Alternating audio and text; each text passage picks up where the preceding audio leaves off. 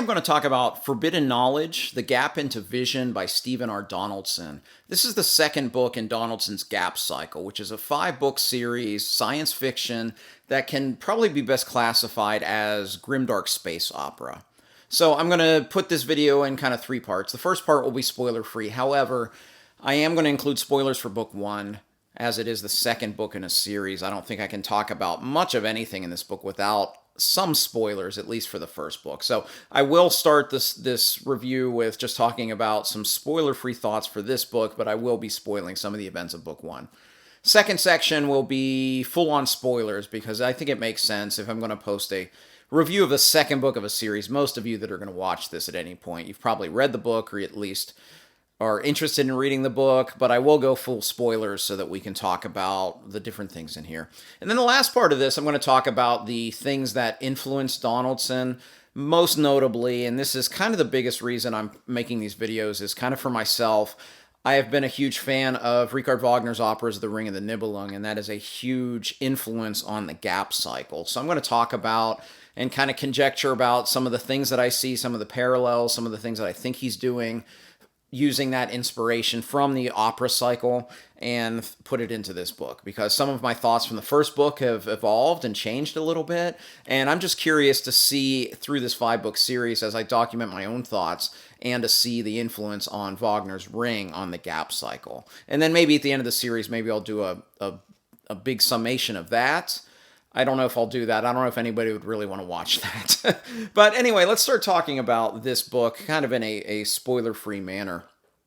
So the first book was kind of brutal. And I think when I did my thumbnail for my first book, I put that on the thumbnails. Brutal is kind of the best way to describe the first book of the Gap Cycle, the real story. And it's most brutal because a big portion of that book is the assault, the physical, mental, and sexual assault of one of the characters by another character. And it has been said that Donaldson specifically wanted the reader to be uncomfortable. So mission accomplished there. I was also told that this would kind of die down and not be part of the rest of the series, but that's not 100% true, because we do have more instances of a very similar vein in here, with the same character, kind of some different characters in this one, but there is quite the element of sexual assault specifically in here. It's done in a different manner that I'll talk about in the spoiler section, but it's still there. So I think if one of the reasons you might not want to continue with book 2 is because of those elements, you might not want to continue with book 2. It's still hard to read, but it was a little more, I don't know if saying more palatable is the right way to describe it, but it was a little easier to read, perhaps because it was a little less graphic in this volume than in the first one, but it's still there, and I think it's important that you know that going forward. So, in looking at this book, in many ways this feels like where the series begins. Having read the first 2 books now, the first book honestly feels like a very long prologue, like a Robert Jordan type of prologue that just begins and goes on for a long time before the story actually starts. And that's what it feels like, because in this book we are full-blown space opera mode. And I really liked that aspect of it. The first book we got 3 characters basically, and in many ways it was just a character study of those 3 characters. We got just a modicum of world building in there, but it was really establishing these 3 characters who I assume are going to be the central protagonists for the entire series. So this book is a bit different. We really only have, we have all 3, but we have Morin Highland as kind of the central protagonist in this book. She feels like the important character because most of the book is told just 100% from her point of view. It does move around a little bit. Her and Nick Sicurso, because of where it ended last book, are together at the beginning of this book. So we do see a lot more Nick in this book, which we didn't see in the first book. And Angus is somewhere else because he's been imprisoned, but we do have Angus chapters, like 3 or 4 sprinkled through, and his story arc is very, very interesting, just where it goes. So you do have these 3 characters, but in many ways, this is where we first go like full-on space opera mode. We get basically we're on a spaceship and now you got a crew, so you got a lot of secondary characters. There's a threat of aliens, there's kind of some political intrigue, we get bigger world building. So in many ways it feels like that first book was just kind of like a preamble. Book 2 is where the series really starts, and that's what I felt. Now, this isn't the case that you could skip book 1, because I think everything that happens in book 1 is essential for you to know and unfortunately experience, even those harder sections, experience in going forward into book 2. But in many ways, this is where the series kind of feels like it's just got started. I think I'll share just a couple more spoiler-free thoughts before we get into spoilers. One thing I really enjoyed about this book is I thought the pace was super fast. I felt that this just really flowed. It's a 450 pages, kind of typical font and spacing of these mass market paperbacks. And I think I read this in 3 days because it just had a very propulsive pace, and I just felt that the story just flowed really well. That is even with, there are some exposition drops, but I really like the way that Donaldson did them here. He does them mainly as separate chapters, and they're separate chapters that are kind of like history lessons where they're teaching you what's going on in the world, and it's kind of a break in the action, and then you get this background of this aspect of the world or this aspect of the world. And I thought it really enhanced the story, but it made those exposition drops just really meaningful when you got to them. Those chapters were also short too, so it wasn't like you were getting 30 pages at a time. You know, it would be like a 5 or 10 page chapter that was an exposition dump, but the way that he presented them in the story I thought worked really, really well. Probably one of my biggest complaints with this book, though, is that it just kind of fades to black at the end. There's not a lot of closure. In fact, the main story of this book is Morn and Nick and the people on this ship, and there's not a lot of resolution of that storyline. And then there's one more chapter with Angus, which really makes me want to read the next book right away because of kind of the revelations in that chapter. But as far as the book itself, it felt more like an installment, and that's kind of a pet peeve of mine. I prefer when authors they still write a book. They don't give me an installment of a series so that you can finish the book that had a beginning, middle, and ending, and even though it's part of a greater thing, you still get some closure. I didn't feel any closure because the main storyline just kind of ended and you didn't get that closure. So that was a little bit of a disappointment for me in this one, but overall I did enjoy this one quite a bit more than the first one, and I am definitely eager to continue into the series. All right, let's talk spoilers. So full spoilers on this section of the video. So let's first talk about Morn and just kind of the abuse that she has been enduring in these 2 books. So in the first book, it was just downright awful the entire time, and it was horrible, and it was graphic at times. I don't feel it's as graphic in this book, and the way that it's presented, it's a little less horrible, even though it's still horrible. And that's the way that initially we see it from Warren's perspective, where she uses that zone implant to just change her whole psyche and body chemistry so that she is receptive to Nick's advances. So it doesn't initially feel like the assault that it is because of that. So it is a little bit more palatable than it was in the first book. Until there's that scene in the middle where Nick forces her that they have sex in the bridge in front of the whole crew. That's when you just realized, okay, this is still just as bad. Just the way that Donaldson's depicted it maybe has not been as bad, but it's still a recurring theme in this series. And I hope it's done. I don't know if it's done, but I do hope it's done. It does make it uncomfortable to read at times. But thankfully, the story around it, for me, made it a lot more interesting. I was intrigued right away with the Amnion. I love when aliens are very alien. And I loved how Nick was kind of tricking the Amnion with these agreements, and I'm going to talk about that in the portion with the ring cycle a little bit too. But he had kind of tricked them into these agreements, and I enjoyed that alien life. I thought that was very, very interesting. I also liked the world building a lot here. Reading this, even though this is very, very grimdark, and this might be one of the darkest things I've ever read, it's made me realize without the grimdark moniker, I really love space operas when they're done well, and I think this is done well. I think you just have to read around some of the harsher elements of this because I like the world building, I like the story as a whole. I felt it was fast paced, and I'm really intrigued to see where it's going. Now, some of that intrigue does have to do with the parallels to the ring cycle, which I'll talk about in the third section. But even so, I do enjoy space opera, and I don't know if enjoyment is the right word. I'm liking this series, and I liked this book a lot more than the first book. So let's see, a couple other things, spoilers to talk about. Angus's journey is very interesting. At first, I was not sure why they wanted to turn him into this cyborg. It just made no sense to me. Like this, nothing criminal. They could have done this with anybody, and then the last chapter you kind of see because they're going to use him as a weapon. So that story arc kind of worked.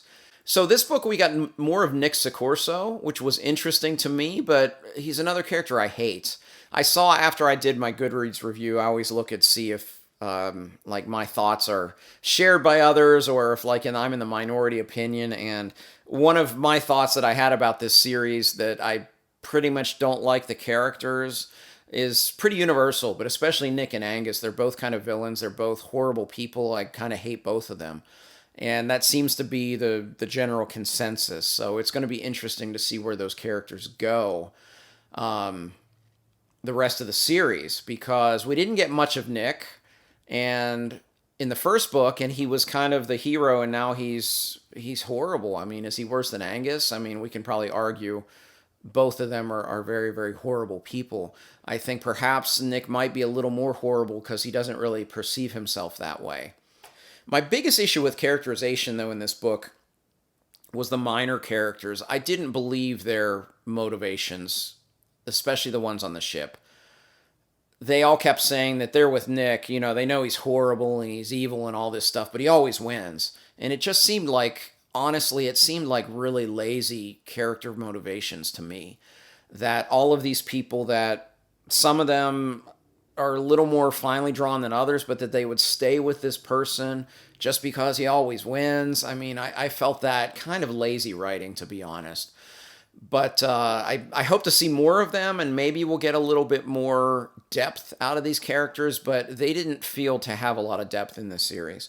I felt a little bit more depth from some of the people around Angus, even though we only got them in a few chapters. So it's going to be interesting to see where they go. Like the Milos Taverner, that character who was initially his torturer and now is going to be kind of his comrade or his companion in this journey to destroy the spaceport. So that character was very interesting. And then the very end, Warden Dios. I'm going to talk about him in the next section because that got me really excited because of my knowledge of the ring cycle. So I'm very, very excited to see where that goes. But before I go into kind of those character motivations, I just say I enjoyed the book a lot more than the second one and then the first one. This second one was definitely, I think, a better installment. Even though I did feel there was some lazy characterization, a little too much of the assault themes in there, I still enjoyed this quite a bit, and I look forward to book 3. All right, so let's talk about the two things that I talked about in the first video that are Donaldson's primary kind of things he wanted to do, the things he wanted to accomplish with this book. One of which was he wanted to take a hero, a villain, and a victim and have them change roles. And we've seen that already. And it's interesting to see if it's going to continue to evolve or if they're done or what's going to happen. So Angus obviously is the villain. He hasn't really changed much. Even though he's changed into the cyborg, he's kind of playing their game. You could say that in many ways, because he was forced into this, maybe Angus's arc is going from villain to victim. We shall see. Or maybe he'll become hero. I mean, it's really hard to say where the end goal is going to be for him. But it looks like right now that he's the villain that's turned into the victim because he's been forced into be a cyborg. And with the implants that he has, he's forced to do certain things. So that's okay. Villain to victim, we can kind of get along with that. So Morn, she's victim, and she's still a victim. I think based on this book, she may end up the hero of the story because this was kind of her book. Most of this was from her perspective, her point of view. and we're rooting for her, and she's still enduring all of this stuff, but you can't say she's done a whole lot heroic, although she's kind of done a little bit to save Davies and all of that. But I'm curious to see where her entire character arc goes, but it looks like she's going to be going from victim to hero. Now, Nick, I guess he was a hero in the first book because he rescued Morn from Angus. But his status as hero was very short lived because he's 100% villain in this story. And I don't see how that changes. I don't see how he kind of comes back from that because he is downright a horrible person. I think I hate him as much in this book as I did Angus in the first book. So if that's his character arc, honestly, it's a little weak because he wasn't hero very long.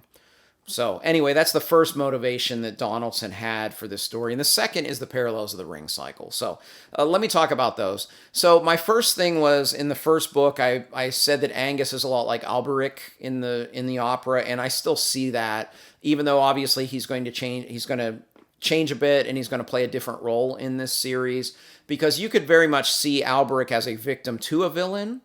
So he kind of flips that. Donaldson kind of flips that here. And I'm curious to see how his role as a cyborg may change. In the opera, we do see a changed Alberic, how he comes, I think he's dead, and he comes to his son in a dream in the last opera. So maybe that transformation is paralleling how he's a cyborg now. And he does have a son now. You know, Davies is his biological son. So I'm curious to see where that goes. But I'm still kind of thinking that Angus is Alberic, at least his primary source of inspiration is that character. So Morn, my initial thoughts in the first book is that Morn is a personification of the Rheingold, and I'm kind of still thinking that, because the Rheingold, even though it's not a person, is very much a catalyst for a lot of different events, and it's a catalyst for different things. Like in the first opera, the Rheingold and the Tarnhelm, which is kind of a helm made of this Rheingold, can make the wearer change shape, and that's how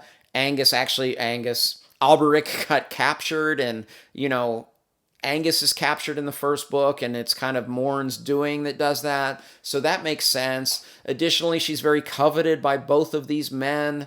So that makes sense. And that the Rheingold is the permeating kind of catalyst for the entire opera series. Maybe that's the case for these books. So I'm kind of still thinking of her in that regard. I haven't really seen her in a different way. I was trying to think, now that she's a mother, if there's a parallel in the story that I see, and I really don't. I mean, the only really present mother in the ring cycle is Sieglinde, who gives birth to the hero of the story, Siegfried, or one of the heroes. You could say Brunhilde is probably the main hero. But I don't really see that parallel yet, so we'll see how that goes. So Nick Sicurso was the one that was a big question mark for me in the first book, and I think with Nick, I made the comparison that he might be Wotan, which is King of the Gods. And that prediction held true to me until the very last chapter, which I'll talk about in a second, because I saw a lot of parallels. So Wotan is very, he's quite a character. He has many children outside of his marriage. He's a god that's always, among the mortals. He makes all of these contracts and all of these agreements and then has to stand by them. And in many ways, those contracts that he makes ushers in the downfall of the gods. So in many ways, I was seeing him in this role, especially because we see at the very beginning of the ring cycle how Alberic has the Rheingold, and then Wotan and Loga steal the Rheingold from Alberic. Well, that's kind of what happened here. Nick kind of steals Morn, if we're using that parallel, from Angus. So that could be the parallel there. So I was thinking that, and I was thinking that even more because I mentioned Wotan has all of these contracts, and he etches these contracts into his staff. And you see that Nick had these, not contracts, they called them agreements with the Amnion. So these agreements, in many ways, kind of paralleled those. So I was thinking, okay, maybe Nick is this take on Wotan, and it's kind of maybe a darker take on this character that I never really saw as a villain, even though he does some bad things, and his wife has to call him out in the opera, but the second opera. But that changed because in the last chapter we were introduced to Warden Dios, and Warden Dios has an eye patch, and Warden Dios, Warden Wotan, Wotan's other name in the opera is Wanderer. So we have the W on all of those. Additionally, the eye patch is a character trait. And I had already been thinking of maybe these corporations, these mining corporations in particular, maybe they're representing the gods, and that the downfall of the gods in this series are going to be these big corporations. And I was thinking about that, and now I think that's really the case because we got this Warden Dios. Warden, the W, Wotan, Wanderer. Additionally, as an eye patch, Dios, God, right? So I'm thinking, Warden of the Gods, maybe he's the character that's Wotan, which makes me wonder, like, who the hell is Nick? Maybe Nick's Loga. Maybe I don't know. I don't know who Nick is at this point. So that's going to be interesting, but that was really interesting to me. There are a couple smaller things in there that I was thinking about. I was thinking of the Amnian as kind of the giants in the first story. In the first opera, the giants were hired by Wotan to build Valhalla, and in exchange they were going to be given Freya, the goddess, as their payments, and then Wotan finds a loophole and gives them the Rheingold to appease them, and you kind of see how Nick was kind of pulling himself from that contract as well. So that may still hold true. We shall see. I mean, the giants did fight, and one was killed, and the other one we see in the form of a dragon in the third book. So it'll be interesting to see where those go. There were a couple other characters that made me think of parallels in the Ring. Milos Taverner might be Mima. There's a little bit of alliteration there, and Mima is I don't know if he's related to Alberic or just doing Alberic's bidding, but he's important in the third opera, and you kind of see Milos is going along with Angus, so that's going to be interesting there to see if that parallel continues. And then the name Donner. Donner is a character in the first opera, and then we have Min Donner. It's a swap of gender, but even so, that character is in there as well. There were a couple others, I should have wrote them down, but there were a couple other names that were very similar to characters in the Ring, but we haven't seen enough of the characters to see if it's inspired by the characters or if the inspiration is just in the names alone, but I guess we will see. So, hey, if you've been with me this far, let's talk about this book in the comment section below. I'm really looking forward to reading the third book in the series, and if you've read it, just don't give me any spoilers on that below, especially my conjecture with the Ring Cycle. Any of you that happen to watch that chapter of this video, it's more for my thoughts for anything to be able to document those, but I've enjoyed just thinking about this opera cycle and this new book series and seeing the parallels, and I'm really, really enjoying it. If you like this video, please like and subscribe. You can also find me on Twitter, Goodreads, and the Fireside Discord. I'd love to interact with you there. As always, thank you for watching. Until next time, goodbye.